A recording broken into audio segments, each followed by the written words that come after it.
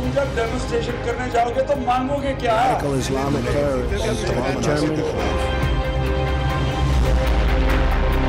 लाहौर में दहशतगर्दों ने बड़ा वार किया है। बलूचिस्तान और कराची के बाद लाहौर में पुलिस को निशाना बनाया गया।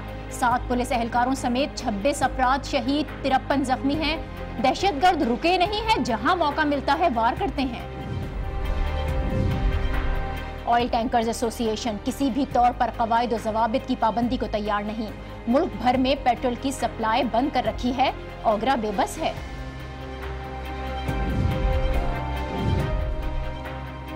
रेलवे की सालों की साख एक दिन की हड़ताल ने दांव पर लगा दी। मुसाफिर रुल गए, ट्रेनों का शेड्यूल भी मुतासिर। एतमाद की बहाली के लिए बहुत मेहनत करना होगी। और वजीर आजम के बाद इक़ामों की लाइन लग गई। वजीर आला सिंध समेत पीपल्स पार्टी के ढेरों गुजरा के इक़ामे सोशल मीडिया पर गर्दिश कर रहे हैं। कितने असली हैं, प्रोग्राम में इस पर भी बात होगी।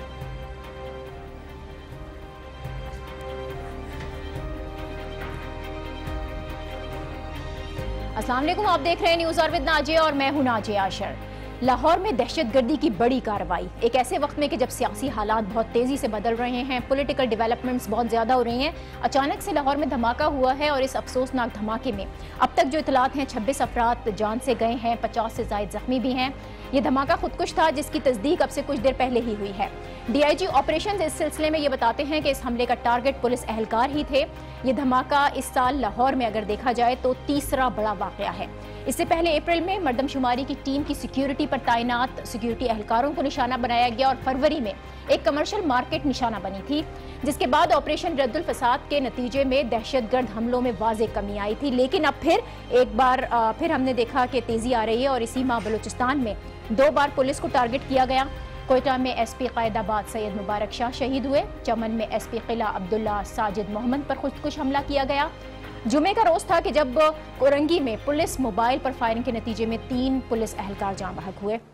और अब यही इम्कान है कि एक बार फिर पुलिस को ही टारगेट किया गया है। ये सीरीज ऑफ अटैक्स जिसके बाद वजीर दाखिला चौधरी निसार की आज बड़ी अहम तरीन प्रेस कॉन्फ्रेंस थी, जिसका पिछले कई रोज से बहुत इंतजार भी किया जा रहा था। उन्होंने भी अपनी प्रेस कॉन्फ्रेंस का मुख्तसर किया। मीडिया के सामने वो आए ज़रूर, लेकिन उन्होंने सिर्फ दहशतगर्दी पर बात की, मजम्मत की जो लाहौर में हमला हुआ, जानों के ज़िया पर अफसोस का इजहार भी किया।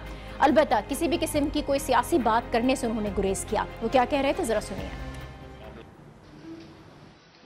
गुज़श्ता चंद रोज बड़े कर्ब में गुजरे और वो सिर्फ मेरी सेहत के हवाले से नहीं बल्कि कई और मामलात और मसाइल थे जो आपसे छुपे हुए नहीं।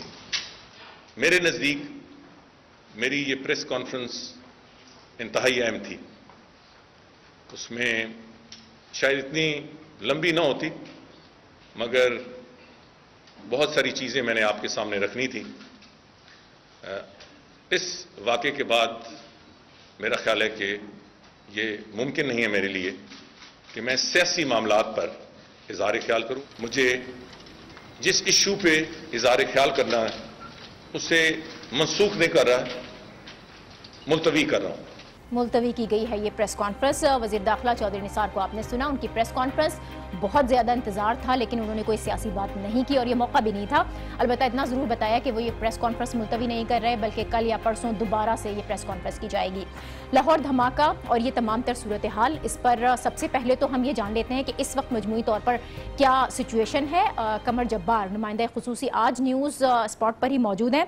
बहुत शुक्रिया कमर। अब तक की जो डिटेल्स हैं वो क्या बता रही हैं? इब्तिदाई तफ्तीश के बाद क्या बात सामने आई है, किस तरह से ये धमाका हुआ और सूरत हाल इस वक्त है क्या? जी, तकरीबन 2 घंटे तो इस सानिया को हो चुके हैं और जो अब तक की इतलात हैं उसके मुताबिक तकरीबन 26 जो मुख्तलिफ, जिसमें कि पुलिस एहलकार भी शामिल हैं, 2 खवातीन और 1 बच्चा भी शामिल है, वो यहाँ जख्मी शहीद हुए हैं और तकरीबन 52 के करीब जख्मी जो मुख्तलिफ हॉस्पिटल्स में उनको भिजवा दिया गया है। यहाँ इस वक्त अगर देखा जाए तो ये रेंजर्स की एक बहुत बड़ी तादाद, और जाहिर है कि रेंजर्स के कोई आला अफसरान यहाँ जाए वकुआ पर आए हैं और उनके अफसरान इस वक्त उस जाए वकुआ पर अपना मुआयना करने के लिए यहाँ आए हैं। तो सिक्योरिटी काफ़ी और हाई अलर्ट कर दी गई है। लेकिन जो सूरत हाल है उसके मुताबिक ये देखा जाए कि लाहौर में ये 6 माह के दौरान दूसरा बड़ा धमाका हुआ है, जिसकी वजह से सिर्फ पुलिस एहलकार को टारगेट किया गया है। जो जनवरी में माल रोड पर धमाका हुआ था उस वक्त भी फार्मास्यूटिकल इंडस्ट्रीज वालों का एहतजाज था, लेकिन जैसे ही पुलिस एहलकार वहाँ पर उनसे मुज़ाकरात के बाद वहाँ स्पॉट से हट रहे थे तो वो धमाका हुआ। तो दूसरा जो आज ये बड़ा धमाका यहाँ पर हुआ है। यहाँ पर भी पुलिस LDA के जो वर्कर्स थे उन्हें सिक्योरिटी देने के लिए यहाँ मौजूद थी, लेकिन एक ग्रुप की सूरत में यहाँ वो एक ही जगह खड़े हुए थे और जिसने टारगेट करना था उसको अपना टारगेट ये बताइएगा कि सिक्योरिटी देने के लिए वो पुलिस एहलकार यहाँ पर मौजूद तो थे, कब से थे? पहले से उनकी ड्यूटी यहाँ पर लगी हुई थी जिस वक्त ये धमाका किया गया, तो उससे कितने टाइम पहले से वो यहाँ पर थे? जी, जो यहाँ आइनी शाहिदी है और जो यहाँ कंस्ट्रक्शन कंपनी के जो मुलाजमीन हैं जो कि यहाँ डिब्रीज उठाने का काम कर रहे हैं, इमारतों को गिराने का काम कर रहे हैं, 2 दिन से वो कहते हैं कि यहाँ ये पुलिस की नफरी हमारी सिक्योरिटी के लिए आई थी ताकि जो यहाँ जिनकी यहाँ से इमारतें गिराई जा रही हैं वो कोई यहाँ झगड़ा ना कर सकें, इस वजह से पुलिस बुलाई गई है। कल यहाँ पुलिस की नफरी बहुत ज़्यादा थी, लेकिन चूंकि अमनो अमान रहा इसलिए आज पुलिस की नफरी कम कर दी गई और जो कम भी की गई वो भी एक ग्रुप की सूरत में यहाँ बैठी हुई थी। और पुलिस एहलकार जो बेचारे शहीद हुए हैं, जो जख्मी हुए हैं और उनके जो बाकी साथी हैं उनका ये कहना था कि 14-15 लोग अभी चाय पीने के लिए सड़क के दूसरे किनारे पर गए हुए थे, तो इसी दौरान ही धमाका हो गया। अदरवाइज बहुत ज़्यादा और नुकसान ये पुलिस एहलकारों का होना था। और जिस तरीके से आईनी कमर, ये बताइएगा कि वो जख्मी जिनको अस्पतालों में मुंतकिल किया गया इस वक्त उनकी हालत कैसी है? जख्मी और जो लोग शहीद हुए हैं उनसे मुतालिक क्या इतलात मिली हैं अब तक? जी, इस थाने में जो जख्मी हैं उन्हें तो हॉस्पिटल मुंतकिल किया गया और जो यहाँ पर रेस्क्यू अमला था उसके मुताबिक जो यहाँ पर एम्बुलेंस सर्विसेज जो यहाँ दी गई थी ईदी की और दूसरी प्राइवेट एम्बुलेंस सर्विस, उनके मुताबिक यहाँ से 7 डेड बॉडीज रिमूव की गई थी। अब जो शदीद जख्मी थे जाहिर है कि रास्ते में या उनकी डेथ हुई या वो जो जख्मियों की ताब ना लाते हुए वो हॉस्पिटल जाते हुए या हॉस्पिटल तिबी इमदाद लेने के बाद बेचारों की जो डेथ हुई, तो इस वक्त ये 26 डेथ टूल हो चुका है और अभी भी तकरीबन 12 से 14 सीरियस बताए जा रहे हैं। क्योंकि ये मेन रोड है जिस जगह पे ये धमाका हुआ है, मेन फिरोजपुर रोड जहां पर कसूर साइड से आने वाली ट्रैफिक का बहुत रश होता है। और जो आइनी शाहिदीन है उनका ये भी कहना है कि जिस वक्त ये गाड़ी में धमाका हुआ तो एक मोटरसाइकिल जिस पर एक मर्द और एक खातून सवार थे, वो अचानक मोटरसाइकिल गिरी है और उस खातून को और उस मर्द को भी उन्होंने जलते हुए देखा है। तो जाहिर है कि यहाँ आग जो भड़की थी उससे भी काफी लोग मुतासिर हुए हैं। अब उन्हें हॉस्पिटल तो मुंतकिल कर दिया गया है। 52 के करीब यहाँ से जो मुख्तलिफ किस्म के इंजर्ड पर्सन थे उन्हें यहाँ से रिमूव किया गया है और आहिस्ता आहिस्ता अब यहाँ पर तो सूरत हाल नॉर्मल हो गई है, लेकिन हॉस्पिटल में जाहिर है कि अभी इमरजेंसी नाफिज है। ठीक है, बहुत शुक्रिया कमर जब्बार, आपसे मजीद अपडेट भी हम लेंगे। कमर जब्बार हमें आगाह कर रहे थे बहुत ये सूरत हाल जिसमें 26 से ज़ायद अफराद शहीद भी हुए हैं और 53 के करीब अफराद जख्मी हैं। हम ब्यूरो चीफ लाहौर अनवार हाशमी से बात करेंगे इस धमाके के पीछे क्या कॉन्सिक्वेंसेस हो सकते हैं। बहुत शुक्रिया अनवार हमें ज्वाइन करने के लिए। लाहौर में बहुत बड़ा ये दहशतगर्दी का वाक़या है जो आज ये पेश आया, लेकिन इससे पहले भी हमने देखा कि जब दहशतगर्दी का कोई वाक़या होता है, पिछले वाक़े को ये हम लेने तो हुकूमत कोशिश करती है कि उसको हादसा करार दे, इब्तिदाई तौर पर बगैर किसी इन्वेस्टिगेशन के, बगैर कुछ जाने बूझे सिर्फ हादसा करार देना। इस एटीट्यूड की वजह क्या है? देखिए, 2 चीज़ें हैं ना, जिस तरह के मुल्की हालात थे और सियासी प्रेशर है, गवर्नमेंटों की जो कारकर्दगी है उसको छुपाने के लिए इब्तिदाई तौर पे ऐसे बयान दिए जाते हैं। लेकिन अभी आप देख लें कि गुज़श्ता 7 माह में लाहौर जिसे पुरअमन शहर कहा जाता है या पंजाब जिसको पुरअमन सूबा कहा जाता है, 4 वाक़यात हो चुके हैं। एवरेज हर 2 माह बाद एक दहशतगर्दी का वाक़या हो रहा है। डिफेंस का वाक़या हुआ, बेदिया रोड का वाक़या हुआ, माल रोड चेरिंग क्रॉस का वाक़या हुआ और अब जुलाई में जो है ये वाक़या जो है आपके सामने है। तो बुनियादी तौर पे अब मैं आपको बताऊं, जैसे आप कमर जब्बार से पूछ रही थी, तो एक चीज़ तो बड़ी वाज़ेह है कि वो कोई स्पॉट जैसे कि हम लाहौर को जानते हैं वो कोई स्पॉट ऐसा नहीं था कि उस स्पॉट को टारगेट किया जाए। उन्होंने यकीनन जिस तरह डीआईजी ऑपरेशन ने बताया कि अब तक 9 इसमें पुलिस एहलकार शहीद हुए और एक कैंप था जो कि आर्जी कैंप था, कुछ दिनों से लगा हुआ था, क्योंकि जो तजावजात के खिलाफ ऑपरेशन था उसके लिए लॉ एंड ऑर्डर की सूरत हाल के लिए एक आर्जी कैंप लगाया गया था। तो जो भी इसकी उसमें था ताड़ में कि देखा जाए तो उसने उनको टारगेट किया। अब सवाल ये पैदा होता है, जिस तरह से आप भी बता रहे, कमर से भी बात हुई कि एलडीए के लोगों को सिक्योरिटी देने के लिए 2 दिन से पुलिस एहलकार उसी स्पॉट पर मौजूद थे। अगर इस तरह की कोई बात थी तो क्या कोई ऐसी इंटेलिजेंस इतलात थी कि इस तरह की कोई कार्रवाई होने वाली है, दहशतगर्दी की कार्रवाई होने वाली है लाहौर के अंदर? देखिए, यही तो इस कमजोरी का इतराफ तो ऑपरेशन मीडिया टॉक में कर चुके हैं। पहले उन्होंने बताया कि खुदकुश हमला है जो कि मोटरसाइकिल के जरिए टारगेट किया गया। दूसरा उन्होंने बताया कि ना कोई थ्रेट था और ना कोई इंटेलिजेंस इंफॉर्मेशन थी। तो इसको कोई पॉजिटिव नहीं गिना जाएगा। रद्दुल फसाद एक तरफ जारी है तो वो अपनी जिम्मेदारी पूरे कर रहे हैं, तो उसके रिएक्शन जो आता है वो प्रोविंसेस में और सिटीज में आता है, तो उसके लिए सूबाई हुकूमतें जो है वो अलर्ट नजर नहीं आई। वो आपने देखा है कि जिन मामलात में सियासतदान और हुकूमतें फंसी हुई हैं तो उनकी तवज्जो इन बुनियादी इश्यूज की तरफ नहीं है कि वो रिएक्शन शहरों की तरफ आ सकता है। तो वो बुनियादी जिम्मेदारियों से हटते हुए नजर आ रहे हैं, जिसकी वजह से ना तो इंटेलिजेंस मांगी जा रही है, ना शेयर की जा रही है, ना सूबे अपनी जिम्मेदारी पूरी कर रहे हैं, जिसकी वजह से एक आसान हदफ जो है दहशतगर्दों ने टारगेट कर लिया है और एक अदम इस्तेकाम की सूरत हाल पैदा करने में कामयाब हो गए। लेकिन सिक्योरिटी फोर्सेस पर होने वाले हमले, हम इसको आसान हदफ तो नहीं कहेंगे। अब जो दहशतगर्द हैं वो मुहाफिजों को टारगेट कर रहे हैं, जिसकी हमने मिसाल दी कि ऐसे ही वाकया कोयटा में भी हुआ है, फिर कराची के अंदर इस तरह से हुआ, तो मुहाफिजों को तो खुद सिक्योरिटी की जरूरत पड़ रही है। इस संगीन सूरत हाल से निपटने के लिए आपको लगता है कि बाकायदा कोई प्लानिंग की जा रही है हुकूमतों की जानिब से?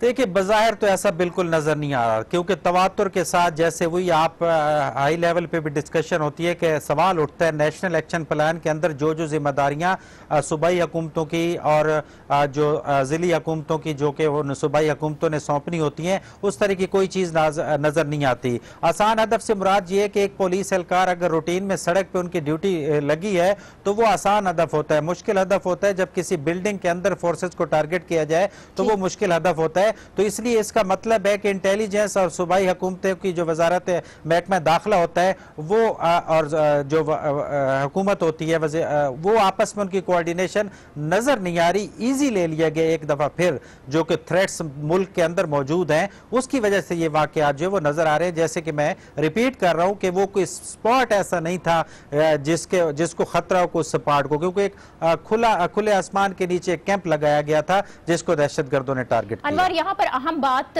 ये भी है, जिस तरह से आपने कहा कि सूरत हाल को बहुत ईजी लिया गया, दहशतगर्द मुतहर्रिक तो हैं लेकिन ऐसे वक्त में जो सिक्योरिटी है वो बेहतर तौर पर नहीं की गई, या फिर इंटेलिजेंस एजेंसीज पुलिस के दरमियान जो कोऑर्डिनेशन होनी चाहिए, जो कोऑपरेशन होना चाहिए, वो देखने में नहीं आ रहा।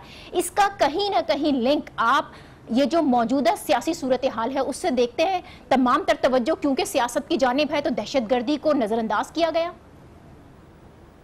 बिल्कुल, देखिए वही बात ये है ना कि दहशत, मैं उसी को सारा मैं बयान कर चुका हूँ कि ये मौजूदा जो लड़ाई झगड़े सियासी हैं वो इस हद तक पहुँच गए हैं कि आप आवाम के बुनियादी मसाइल और सिक्योरिटी अमूर से भी आपकी नज़र हट गई है। वरना लाहौर के वस्त में फिरोजपुर रोड जिस जगह वाक़या पेश आया है उससे 1 किलोमीटर के फासले पर जो है वो VVIP की रिहाइश गाह है। वज़ीर आला पंजाब और नवाज शरीफ की पुरानी रिहाइश गाह है जहाँ उनके रिलेटिव्स भी रहते हैं और मुस्लिम लीग नून का ऑफिस भी है, बिल्कुल उसके करीब वाक़या है। और ये फिरोजपुर रोड लाहौर का वस्त है, तो यहाँ तक अगर कोई मोटरसाइकिल या गाड़ी में पूरा खुदकुश मवाद लेके कितने बैरियर क्रॉस करते हुए वहां तक पहुंच गया है तो यकीनन वाज़ेह हो गया है कि कोई जिम्मेदारी पूरी नहीं की गई, ना चेकिंग की गई है, ना लाहौर के अंदर दाखिल हुए स्कैनर्स के जरिए चेक किए गए हैं, ना अरफा करीम टावर तक उस मोटरसाइकिल या गाड़ी के पहुंचने तक जो है कोई स्कैनर अलर्ट नहीं हुआ, कोई जो है इंटेलिजेंस अलर्ट नहीं हुई। तो ये नाकामी तो शुमार होती है क्योंकि 26 अफराद शहीद हो चुके हैं जिसमें सारे मासूम हैं, पुलिस वाले भी हैं, आम शहरी भी हैं, मजदूर भी थे जो वहां पे उस तजावजात के खिलाफ ऑपरेशन में काम कर रहे थे। तो यकीनन जिम्मेदारी जो है वो मुतल्लिका इदारों पे और हुकूमत पे आती है। ठीक है, अब एक थोड़ी सी पॉलिटिकल डेवलपमेंट की अगर मैं बात कर लूँ कि आज चौधरी निसार ने प्रेस कॉन्फ्रेंस करनी थी, जो कि इंतहाई अहम प्रेस कॉन्फ्रेंस थी, बहुत ज़्यादा उसका इंतजार भी किया जा रहा था। दूसरी जानिब वज़ीर आज़म का भी एक खुसूसी इजलास हो रहा था कि जिसमें कोशिश की जा रही थी कि उस प्रेस कॉन्फ्रेंस को मौखर करवाया जा सके। अब ये जो तमाम तर सिचुएशन बन रही थी तो तमाम नज़रें उस सियासी सूरत हाल पर थीं। ऐसे में दहशत गर्दों ने इसका फ़ायदा उठाकर अचानक से ये हमला किया है, या फिर आप समझते हैं कि नहीं बड़ा प्री प्लान था, बहुत पहले से इसको प्लान कर लिया गया था? मैं नहीं समझता कि चौधरी निसार की प्रेस कॉन्फ्रेंस से इसका ताल्लुक है। उन्होंने एक गुड जेस्चर दिया है कि इस वक्त धमाका हुआ है, तो लेकिन वो इशारा दे गए हैं कि वो बड़ी इंपॉर्टेंट प्रेस कॉन्फ्रेंस करने जा रहे थे, लेकिन अल्टीमेटली जिस तरह वो गोशा नशीन हुए हैं तो वफाकी वजारत दाखिला की भी जिम्मेदारी बनती है कि इन दिनों उन्होंने भी अपने आप को गोशा नशीन कर रखा है। सूबों के साथ महकमा दाखिला जितने भी हैं उनके साथ वो राब्ते में नहीं है, तो ये दुश्मन से राब्ता हुआ। अशरफ साहब हमारे साथ टेलीफोन लाइन पर मौजूद हैं। बहुत शुक्रिया डॉक्टर साहब। बड़ा ही मुश्किल वक्त है ये, जाहिर है बहुत बड़ी दहशतगर्दी की कार्रवाई हुई है। क्या पेशरफ्त हुई है अब तक, क्या मालूमात हैं जो आप हमसे शेयर करेंगे? Thank you very much. फिलहाल तो ये पेशरफ्त इसमें इमीडिएटली नहीं कह सकते क्योंकि हुई है। जो इनिशियल फैक्ट्स हैं वो मैं जरूर आपके साथ शेयर कर सकता हूँ। फैक्ट्स इस तरह है कि लाहौर पुलिस जो है वो हमेशा से अपना खून दे के अपने जवानों का, अपने ऑफिसर्स का खून प्रोटेक्ट करती है, और आज भी बुज़दिलों ने, दुश्मनों ने, दहशतगर्दों ने वार किया है हमारे जवानों के ऊपर, और उसमें हमारी शहादतें हुई हैं। लाहौर पुलिस के ऑफिसर्स और जवान मौजूद थे, उसमें 9 पुलिस ऑफिसर्स जो हैं वो शहीद हुए, 17 सिविलियन जो हैं वो भी टारगेट हुए हैं, 26 टोटल डेथ्स आ रहे हैं। बाकी हमारी जो इन्वेस्टिगेशन टीम्स हैं, जिसमें फॉरेंसिक टीम्स हैं, क्रिमिनल इन्वेस्टिगेशन टीम्स हैं और रेस्क्यू टीम्स हैं, वो अपना काम कर रही है। जैसे ही वो फर्दर फैक्ट्स बताएंगे वो हम आपके साथ शेयर करेंगे। ठीक है डीआईजी साहब, वैसे तो जाहिर है बुज़दिल और दहशतगर्द वो तो अपना काम कर गए, लेकिन आप लोगों की जानिब से क्या किया गया? शहर में दहशतगर्दी से मुताल्लिक कोई अलर्ट जारी था? दहशतगर्दी के बारे में अगर इस तरह का कोई अलर्ट जारी था तो उसके बाद कुछ इंतजाम किए गए थे? 9 ऑफिसर्स का खून और उनकी शहादतें जो है वो कुछ भी नहीं है क्या? तो ये कुर्बानी है हमारी। हम इस शहर को प्रोटेक्ट करने के लिए हर जगह पे खड़े हैं। ये तो बहुत बड़ी कुर्बानी है, लेकिन हमला तो डायरेक्ट उन्हीं पर किया गया है। अगर हम हिट हुए हैं तो इसका मतलब ये है कि हम शहर के लोगों के प्रोटेक्शन के लिए खुद तैयार खड़े थे। हमने लोगों तक उनको नहीं पहुंचने दिया। हमने लेकिन हमारी सिक्योरिटी फोर्सेस को अपनी हिफाजत के लिए क्या करना होगा? हम कर रहे हैं। अब ऑब्वियसली आप देख रहे हैं कि दुश्मन जब कोशिश करता है तो हमारा मोरल गिरा है। दुश्मन कोशिश करता है कि हमारे अज़म और हौसले को तोड़े, लेकिन ऐसा नहीं कर सकता वो। जी बहुत शुक्रिया। DIG operations doctor Haider Ashraf हमारे साथ मौजूद, और इस अज़म का इजहार कर रहे थे कि दहशतगर्द हमारे अज़म को नहीं तोड़ सकता है, लेकिन जो सिक्योरिटी इंतजाम किए जाने हैं सिक्योरिटी फोर्सेस के अपने लिए, उसका क्या किया जाए? अनवार, आपने भी सुना डीआईजी से बात हुई और डीआईजी यही कह रहे थे कि हम कुर्बानियाँ दे रहे हैं, लेकिन यहाँ बात कुर्बानियों की नहीं है। यहाँ बात यह है कि जो सिक्योरिटी प्रोवाइड करने वाले मुहाफिज हैं उनकी अपनी सिक्योरिटी कैसे की जाए? जी बिल्कुल, डीआईजी हैदर अशरफ जो कह रहे थे इसमें कोई शक नहीं कि हम जो भी शहीद हुए हैं जो खास तौर पे यूनिफॉर्म में थे हम उनको सैल्यूट पेश करते हैं, लेकिन बात यह है कि वो किसी की जान बचाने के लिए नहीं खड़े थे। वो जो मजदूर थे उनको तो टारगेट नहीं बनाया जाना था, जो कि मुख्तलिफ जगहों पे फासले पे मजदूरी कर रहे थे। वो थे बुनियादी तौर पे उसने मोटरसाइकिल आके कैंप के करीब आके ब्लास्ट कर दी, जो पहले डीआईजी हैदर अशरफ बता चुके हैं। तो इसलिए उसको दूसरे महीनों में तो नहीं लिया जा सकता कि फोर्सेस के जो अफसरान है वो अपनी जिम्मेदारी उन्होंने पूरी कर दी है। उन्हें अपनी जो कमजोरी है वो उसको जो एतराफ करना चाहिए कि इन दिनों में वो अलर्ट नहीं थे, उस हिसाब से दहशतगर्दी पे नजर नहीं थी। और हर 2 महीने बाद, मैंने बताया लाहौर में एवरेज 2 महीने बाद धमाका हो रहा है, और 50 से 60 के करीब अफराद जो है 8 महीने में शहीद हो चुके हैं और सैकड़ों जख्मी हो चुके हैं, माजूर हो चुके हैं। तो ये जिम्मेदारियों की तरफ अलर्ट होना पड़ेगा।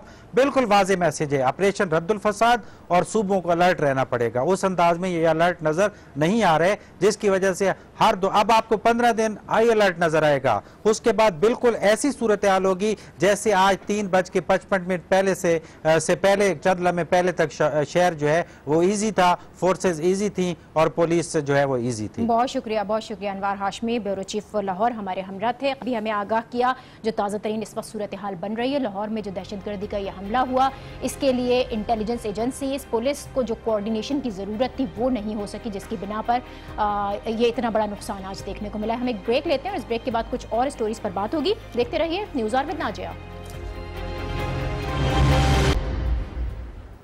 Welcome back. 2013 के बाद से पाकिस्तान रेलवे में वाज़े बेहतरी आई, ट्रेनों की टाइमिंग्स दुरुस्त हुई, सफाई सुथराई का निज़ाम भी बेहतर हुआ और लोग एक बार फिर ट्रेनों में सफ़र करने को तरजीह देने लगे। रेलवे एक बार फिर मुनाफा बख्श बनता दिखाई दिया, लेकिन बरसों की ये कोशिशें सिर्फ एक दिन की ट्रेन ड्राइवर्स की हड़ताल ने चकनाचूर कर दी हैं। यह हड़ताल हफ्ता और इतवार की दरमियानी शब ट्रेन में सवार मुसाफिरों के लिए बदतरीन ख्वाब साबित हुई। इस हड़ताल के बायस मुसाफिरों को शदीद तरीन परेशानी उठाना पड़ी, क्योंकि ट्रेन ड्राइवर्स रास्ते में ही ट्रेनें छोड़कर चले गए, कोई जंगल में फंसा रहा, कुछ मुसाफिरों ने दरियाओं के ऊपर रात गुजारी। बहुत से लोगों ने अपनी जिंदगी का बदतरीन तजुर्बा करार दिया इसे। इसीलिए इस तरह की गैर जिम्मेदारी दिखाने वाले ड्राइवर्स के खिलाफ इंसदाद दहशतगर्दी एक्ट के तहत मुकदमा दर्ज हुआ, गिरफ्तारियां भी हुई हैं और ये सब सिर्फ उन 5 से 6 ट्रेन ड्राइवर्स की बहाली के लिए था जो मुख्तलिफ हादसात के जिम्मेदार थे, इसलिए महकमे ने उन्हें बरतरफ कर रखा था। सिर्फ 5 या 6 ड्राइवर्स के लिए हज़ारों मुसाफिरों को हफ्ते और इतवार की रात बेयारो मददगार छोड़ दिया गया, जिसके बाद अब आखिरकार ट्रेन इंतजामिया और ड्राइवर्स के दरमियान जो मुज़ाकरात थे वो कामयाब हुए। अब ये हड़ताल तो ख़त्म हो गई, ट्रेनों का पहिया फिर से चल पड़ा है, लेकिन इस हड़ताल के बायस ट्रेन्स का जो शेड्यूल था वो मुतासिर हुआ, अभी तक ठीक नहीं हो सका है, ट्रेनें अभी भी लेट हैं और कहा यह जा रहा है कि चूंकि बहुत से गिरफ्तार ट्रेन ड्राइवर्स को अब तक रिहा नहीं किया गया, इसलिए शायद ये ट्रेनें जानबूझकर लेट की जा रही हैं। यही वजह है कि इस एक दिन की ट्रेन ड्राइवर्स की हड़ताल ने पूरे महकमे की साख को दाव पर लगाया है। लोगों का एतमाद बुरी तरह से मुतासिर हुआ है। इस एतमाद में बहाली अब कितना वक्त और लगेगा और जो ट्रेनों का शेड्यूल है इसको किस तरह से कंट्रोल किया जा सकेगा, इस पर हम बात करेंगे। नजम वली खान तर्जुमान पाकिस्तान रेलवे हैं, हमें ज्वाइन कर रहे हैं। बहुत शुक्रिया नजम आपका। पाकिस्तान रेलवे की एक बड़ी अच्छी कोशिश थी, मुनासिब इकदाम किए गए, रेलवे का इमेज अवाम में बड़ा बेहतर बनाया गया। एक हड़ताल हुई है, शदीद रेलवे की साख मुतासिर हो गई, ट्रेनों को का जो शेड्यूल है वो भी अभी तक मुतासिर है, 3 से 4 घंटे लेट हो रही हैं तमाम ही ट्रेनें। इस शेड्यूल को दुरुस्त करने के लिए आप लोग कर क्या रहे हैं? देखें, सबसे पहले तो पाकिस्तान रेलवेज़ की साख के हवाले से और इंतज़ामिया की मेहनत के हवाले से जो आपने कमेंट्स दिए, मैं आपका उस पर शुक्रिया अदा करता हूँ। और यकीनी तौर पे एक बड़ी मेहनत की गई, बरसों की मेहनत है, 4 बरस की मेहनत से जो साख बनाई गई है और यकीनी तौर पर हम इसको किसी को भी अपने ज़ाती मफाद के लिए, ग्रोही मफाद के लिए तबाह करने की इजाज़त नहीं देंगे। मैं यकीनी तौर पर बात करना चाहूँगा कि ये मुतालबात क्या थे, हमारा इसका जवाब क्या है। लेकिन आपने जो ट्रेनों की औकात कार के हवाले से बात की और टाइम टेबल की बात की, तो मैं क्लियर कर दूँ कि ये तकरीबन 3 से 5 घंटे की ताख़ीर जो थी वो ट्रेनों में हुई, क्योंकि उनको रोका गया था और ये हमारे सिस्टम पर तकरीबन 10 से 15% से ज़्यादा आप नहीं कह सकते कि वो ट्रेनें रोकने में कामयाब हुए थे। लेकिन वो जो ताख़ीर है, जो लेट है, उसको भी ख़त्म किया जा रहा है और हमें उम्मीद है कि कल सुबह से हमारी तमाम ट्रेनें जो हैं, जो ख़ासतौर पर रोकी गई थी, वो तमाम बर वक्त अपने शेड्यूल के मुताबिक आगे चलेंगी। कल तक तो हो ही जाएगा, लेकिन इस तरह की भी शिकायत हैं कि ट्रेन ड्राइवर्स जानबूझकर इन ट्रेनों को लेट कर रहे हैं ताकि हड़ताल के दौरान उनके जो साथी गिरफ्तार हुए थे उनकी रिहाई करवाई जा सके। तो हालात तो अभी भी मामूल पर नजर नहीं आ रहे। नहीं, ऐसी बात नहीं है। मैं नहीं समझता कि ड्राइवर्स ऐसा करेंगे, क्योंकि बड़ी सख्त मॉनिटरिंग जो है इस वक्त ट्रेनों की जा रही है। हमारा कंट्रोल रूम पूरी तरह एक्टिव है और जहां तक ये बात है कि मुताले से, तो हम तो उनके तमाम जायज़ मुतालबात मानने के लिए तैयार हैं। CEO पाकिस्तान रेलवेज जावेद अनवर जब हड़ताल होने वाली थी, रात 12 बजे का इन्होंने टाइम दिया हुआ था, हम 10 बजे टेलीफोन पर उनके साथ राब्ते में थे, हम 11 बजे टेलीफोन पर उनके साथ राब्ते में थे, हम उनकी हर जायज़ बात मानना चाहते थे। आज भी जब मुज़ाकरात के हवाले से कहा जा रहा था, बातचीत के लिए कहा जा रहा था, तो हमने कहा आप हमारे साथी हैं, आप हमारे कारकुन हैं, आप हमारे कारकुनों की वजह से रेलवे आज यहाँ इस मुकाम तक पहुँचा है, तो आप तशरीफ़ लाएँ, वो आज CEO सुबह 9 बजे से 8:30-9 बजे से उनके मुंतजिर थे, वो नहीं आए, उनकी मर्जी है। लेकिन ठीक है, आपकी कोशिशें बड़ी काबिल सताइश हैं नजम साहब। हड़ताल अचानक नहीं हुई है, पहले से कॉल दी हुई थी ट्रेन ड्राइवर्स ने, तो इंतजामिया ने पहले से इस सूरत हाल से निपटने के लिए इकदाम क्यों नहीं उठाए? मुसाफिरों ने अब जो भी मुश्किलात झेली हैं उसकी कुछ जिम्मेदारी तो आप लोगों पर, इंतजामिया पर आई होती है। आपने बिल्कुल दुरुस्त कहा कि ये जो स्ट्राइक की कॉल थी ये कुछ दिन पहले ही दी गई थी, और इस हवाले से आमतौर पे एक यूनियन का तरीकाकार होता है। यूनियंस चार्टर ऑफ डिमांड देती रहती हैं और ये डिमांड्स आती रहती हैं और इसके नतीजे में बातचीत भी होती है, मुज़ाकरात भी होते हैं। ये भी कहा जाता है कि ये इस वक्त परेशानी है, हम ये मसला हल कर देते हैं। जैसे उनके बिजली के ज़ायद बिलों का मसला था, तो वो जो हमारे इलेक्ट्रिकल हेड हैं उनसे हमने रिक्वेस्ट की कि आप इनके साथ बैठ जाएं, इस मसले को हल करते हैं। उन्होंने कहा कि हमारे विजन टेस्ट का मसला है, आप साल में 2 दफ़ा हमारा विजन टेस्ट कर रहे हैं उन ड्राइवर्स का जिनकी उम्र 50 साल से ज़्यादा है, तो आप इसको साल में 1 मरतबा पर दोबारा ले जाएं, हम 2 दफ़ा नहीं करवाना चाहते। हम उस पर तैयार थे कि आप मेडिकल ऑफिसर्स के साथ बैठ जाते हैं, एक्सपर्ट्स के साथ हम उस पर बात कर लेते हैं। लेकिन कुछ चीज़ें ऐसी हैं, मिसाल के तौर पर आपको लांडी का जो एक्सीडेंट है याद होगा, जिसमें 22 अफराद की ये जो एक हड़ताल हुई है इसने ज़ाहिर रेलवे की साख को बड़ा मुतासर किया है। लोगों ने जो अजियत झेली है, बेशतर लोग शायद मुस्तकबिल में अब कभी ट्रेन का सफ़र करने को तरजीह नहीं देंगे, बड़े बुरे वक्त से गुजरे, तो अब साख को कैसे बहाल करेंगे, इस बारे में क्या सोच रहे हैं? नहीं, मैं आपकी बात से यहाँ पर इत्तफाक नहीं करता कि हमारी कोई साख इस तरह मजरू हुई है। मैं समझता हूँ कि हमने एक अपनी नई साख कायम की है, यानी कि ठीक है, मैं समझता हूँ कि 4 से 5 घंटे हमारी जो ट्रेनें रुकी उसकी वजह से हमारे मुसाफिरों को तकलीफ का भी सामना करना पड़ा। हमारी एक ट्रेन कैंसिल हुई, हमें उस पर भी रिफंड करना पड़ा, लेकिन इसके बावजूद एक चीज़ आवाम के सामने खुलकर आ गई। आवाम को पता चल गया कि पाकिस्तान रेलवे की तमाम इंतजामिया, पाकिस्तान रेलवे के वफाकी वजीर ख्वाजा साद रफीक हों, CEO मोहम्मद जावेद अनवर हों, वो इन तमाम जो पैदा होते हैं, मसाइल पैदा होते हैं, आप यकीन कीजिए कि पूरी रात रेलवे हेडक्वार्टर्स में लोग जागते रहे, एक एक लम्हे की रिपोर्ट ली जाती रही, एक एक बात पर हिकमत अमली तय की जाती रही। हमारी हर ट्रेन यानी कि ट्रेनें ऐसे तो नहीं चली कि ड्राइवर वापस आए। मैं आपको क्लियर कर दूं कि ड्राइवर्स ने हड़ताल की कॉल, लोको रनिंग स्टाफ जो थे उन्होंने हड़ताल की कॉल वापस नहीं ली। ये झूठ बोलते हैं, ये गलत कहते हैं कि उन्होंने हड़ताल की कॉल वापस ली। रात 12 बजे के बाद सुबह 6:30-7 बजे तक तमाम ट्रेनें पाकिस्तान रेलवेज की इंतजामिया, Khawaja Saad Rafique, CEO AGM traffic, COPS और तमाम अफसरान की वजह से, मुतबादल इंतजामात की वजह से चल पड़ी। और जब तमाम ट्रेनें अपने मंजिलों की तरफ रवानदवा हो गई, 5:30 बजे ख्वाजा साद रफीक ने प्रेस कॉन्फ्रेंस कर ली। 6:30 बजे हमने बाकायदा एलामिया जारी कर दिया कि इस वक्त कोई ट्रेन रुकी हुई नहीं है, जिसका ये दावा किया जा रहा है। उसके बाद शाम को 4 बजे उन्होंने कहा जी हम हड़ताल की कॉल वापस लेते हैं। तो ये तो खसियानी बिल्ली खम्बा नोचे के मुताबिक था। बहुत शुक्रिया नजम वली खान, तर्जुमान पाकिस्तान रेलवे, हमारे हमरा थे। पाकिस्तान रेलवे की जो कोशिशें हैं वो काबिल सताइश ज़रूर हैं, लेकिन एक इस हड़ताल ने बहुत कुछ मुतासिर किया है। हम एक ब्रेक लेते हैं और इस ब्रेक के बाद कुछ और अहम खबरों पर बात होगी। देखते रहिए news hour with Nazia. Welcome back. Panama case में JIT की तहकीकात के दौरान वज़ीर आज़म मियां नवाज शरीफ का इकामा क्या सामने आया? इकामा स्कैंडल्स की लाइन ही लग गई है। सोशल मीडिया पर आए रोज सियासतदानों के इकामे सामने आ रहे हैं, जिनमें से बेशतर का ताल्लुक पीपल्स पार्टी से है। पहले शर्जील मेमन का इकामा आया, फिर सुहेल अनवर सयाल के इकामे का चर्चा रहा। सलमान फारूकी, अब्दुल सत्तार डेरो और अनवर मजीद के इकामे सोशल मीडिया पर मौजूद हैं। फिर उसके बाद ये हुआ कि अब वज़ीर आला सिंध मुराद अली शाह का इकामा सामने आया है। इन तमाम इकामों को अगर गौर से देखें तो इनमें इन तमाम अफराद के जो प्रोफेशंस लिखे गए हैं और इसके प्रोफेशंस के अलावा जो डिटेल्स दिखाई दे रही हैं, इन इकामों की क्रेडिबिलिटी पर बड़ा सवाल उठ जाता है उन डिटेल्स को देखते हुए। मिसाल के तौर पर मुराद अली शाह का जो इकामा अभी आया है सामने, इसमें तारीख 2011 की है और उनका प्रोफेशन एक होटल में सुपरवाइज़र का दर्ज है। इसी तरह शर्जील मेमन मार्केटिंग मैनेजर हैं और सुहेल अनवर सयाल सेल्स कंसल्टेंट हैं। इस तरह की शख्सियात से मुतालिक जो तफसीलात ज़ाहिर की गई हैं इन अकामों में, उन पर यकीन करना थोड़ा मुश्किल भी हो रहा है। लेकिन ये भी एक हकीकत है कि वज़ीर आला सिंध मुराद अली शाह के अलावा अब तक किसी भी शख्सियत ने इन इकामों की तरदीद नहीं की है। यहाँ पर यह बात भी अहम है कि अगर ये इकामे दुरुस्त निकलते हैं तो इनके प्रोटेक्टर्स को भी देखना होगा, क्योंकि वर्किंग वीज़े के लिए समंदर पार पाकिस्तानियों को हुकूमत एक प्रोटेक्टर जारी करती है जिसकी एक मखसूस फ़ीस भी होती है और ये फ़ीस जमा ना कराने पर 5 साल तक की सज़ा भी हो सकती है। तो अगर ये कामे दुरुस्त साबित होते हैं तो इन तमाम शख्सियात को प्रोटेक्टर ना बनवाने पर भी केसेस का सामना करना पड़ सकता है। ये मामला है क्या और ये कामे आया दुरुस्त हैं भी या नहीं, इस पर हम बात करेंगे। हमें ब्यूरो चीफ कराची रफत सईद ने ज्वाइन किया है। बहुत शुक्रिया रफत साहब। ये कामों का मामला है क्या? वज़ीर आज़म का इकामा सामने आता है और उसके बाद पीपल्स पार्टी के जो रहनुमा है खासतौर पर सिंध में, उनके इकामे सामने आ रहे हैं। देखिए, ये बात आपने दुरुस्त कही कि वज़ीर आज़म नवाज़ शरीफ के अकामे के बाद जो है ये सब चीज़ें सामने आई हैं, लेकिन इसमें शर्जील मेमन का जो अकामा था उसके हवाले से तो कहा जा रहा है वो किसी हद तक दुरुस्त भी है और उस बात को वो कहते भी हैं कि उनका कारोबार है। लेकिन उसके बाद जो एक सीक्वेंस में अकामे आए हैं और आज जिस तरह मुराद अली शाह का जो कल से सोशल मीडिया पर खासा वो मौजूद था, तो मेरी बात हुई और उस बात की उन्होंने सख्ती से तरदीद की कि उनका कोई इस तरह का नहीं है, उसमें उनके नाम की जो है वो मिस्टेक है, उनकी डेट ऑफ बर्थ गलत लिखी हुई है।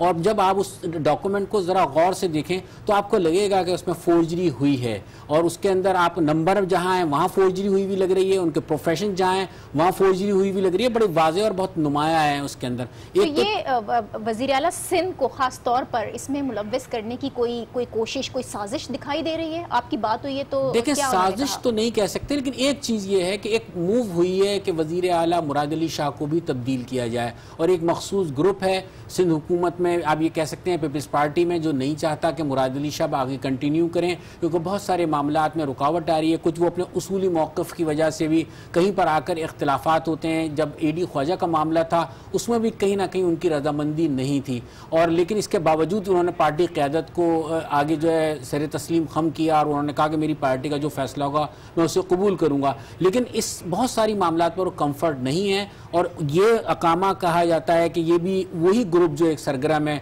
उसी ने टेम्परिंग करके इसको सोशल मीडिया पे डाला। और वैसे जो है सिंध हुकूमत के वज़रा के पास अकामे मौजूद हैं, जिस तरीके से वो मूव करते हैं, जिस तरीके से फ़ौरन दुबई चले जाते हैं, फिर पार्टी का इजलास वहाँ पर होता है, तो ये सब वो चीज़ें हैं आहिस्ता आहिस्ता जो सामने आ रही हैं। तो इसका मतलब है कि शर्जील मेमन का इकामा, अनवर सियाल का इकामा ये दुरुस्त हैं जिसकी वजह से तरदीद नहीं की गई उनकी जानिब से, जबकि मुराद अली शाह ने तो फ़ौरन इस बात की तरदीद की है कि वो उनका इकामा नहीं है। देखिए, वज़ीर दाखिला सुहेल अनवर सियाल दुबई में हैं। कल जब अकामा सामने आया था मैंने उन्हें सोशल व्हाट्सएप पे ही मैंने उन्हें मैसेज किया था। उनका जवाब आया कि जब वापस आऊँगा तो मैं उसका जवाब दूँगा।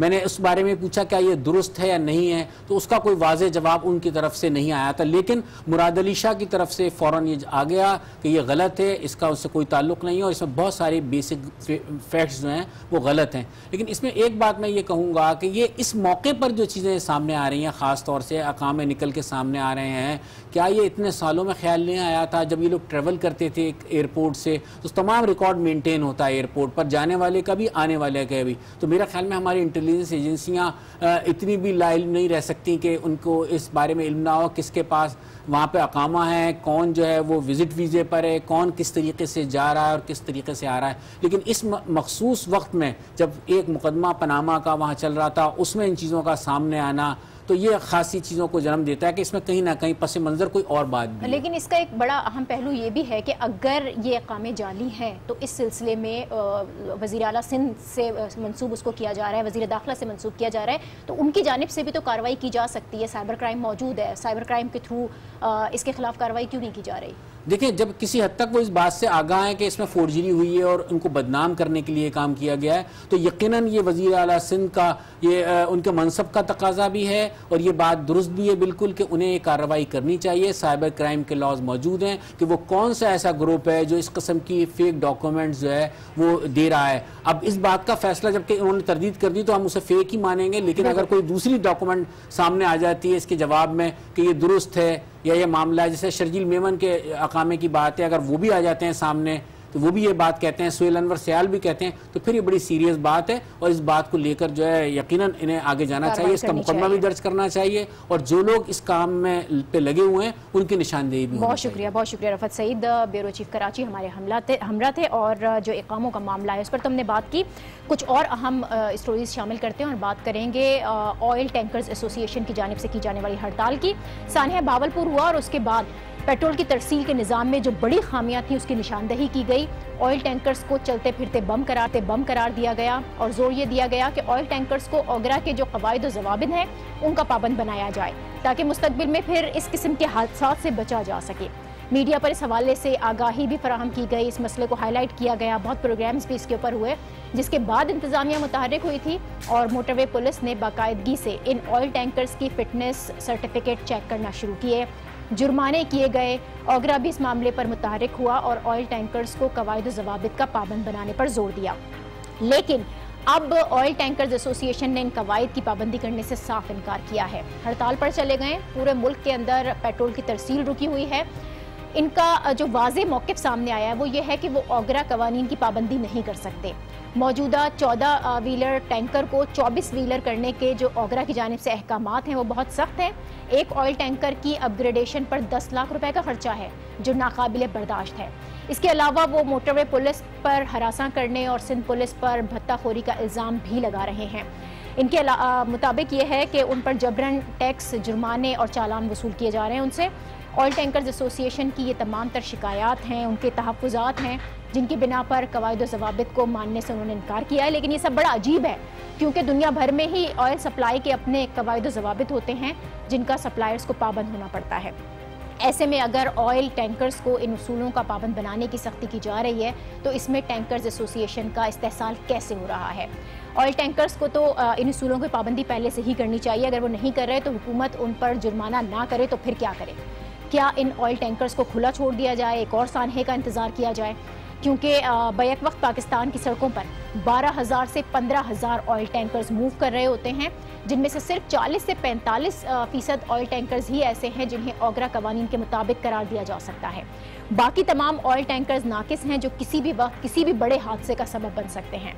सिर्फ सानिया भावलपुर के बाद से अब तक की अगर हम बात करें तो मुख्तलिफ मकामात पर ढेरों ऑयल टैंकर्स उलट चुके हैं और इन हादसात को रोकने का सिर्फ एक ही रास्ता है कि ऑयल टैंकर्स को कवायद व ज़वाबित का पाबंद बनाया जाए। क्योंकि अगर ऑयल टैंकर्स ओगरा कवानीन के मुताबिक तैयार किए जाएं, उनमें मयारी ब्रेक्स नस्ब हों, ऑयल टैंकर की मोटाई मयार के मुताबिक हो, तो फिर हादसात में 80% कमी आ सकती है। अब इस मसले का हल है क्या? इस पर हमने ऑयल टैंकर्स एसोसिएशन के नुमाइंदों से भी चाहा कि वो अपना पॉइंट ऑफ व्यू हमें दें, लेकिन उन्होंने बात करने से इनकार किया है। तो हम ओगरा का मौक़िफ़ ज़रूर लेंगे। तर्जुमान ओगरा इमरान गज़नवी साहब ने हमें ज्वाइन किया है। बहुत शुक्रिया इमरान साहब आपका। दुनिया भर में पेट्रोल की तरसील के उसूल ज़वाबित होते हैं, लेकिन यहाँ पर एक अजीब कानून है कि किसी भी तौर पर ऑयल टैंकर्स एसोसिएशन उन कवायद व ज़वाबित पर अमल नहीं करना चाहती। क्यों एतराज़ कर रहे हैं ये? देखिए जी, first of all thank you very much, आपने मुझे प्रोग्राम में लिया। मैं आपको बड़ी इंटरेस्टिंग चीज़ बताऊं कि ये जो हमने जो हमारे ऑयल स्टैंडर्ड्स हैं, सेफ्टी स्टैंडर्ड्स हैं, ये 2009 में जब ये हमने नोटिफिकेशन किया तो इसमें तमाम OMCs और OCAC की मुशावरत शामिल थी।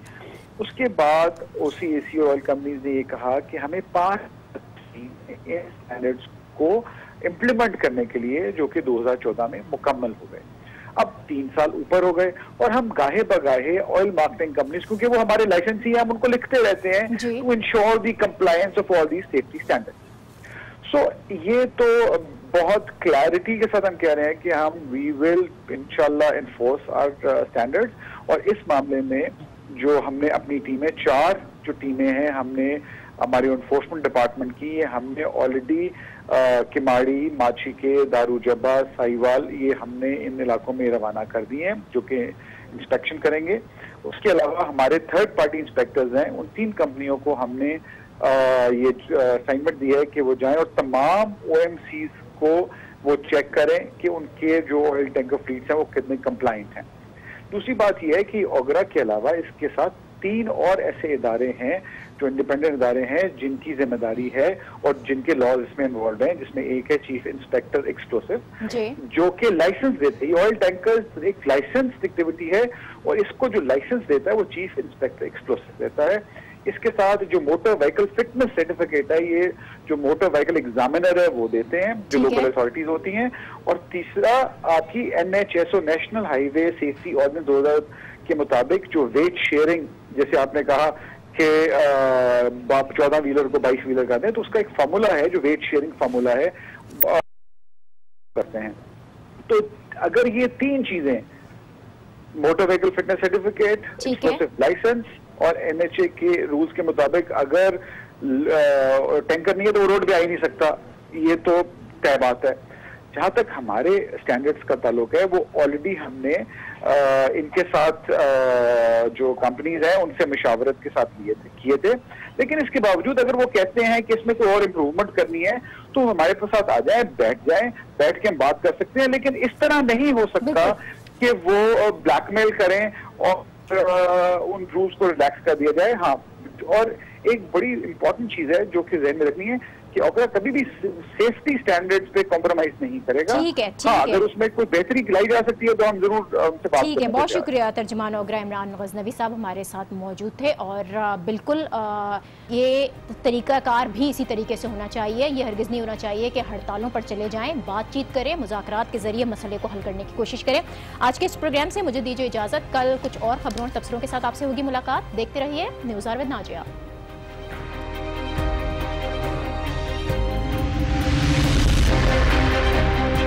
करनों पढ़ने के लिए हमारे पास वक्त नहीं है।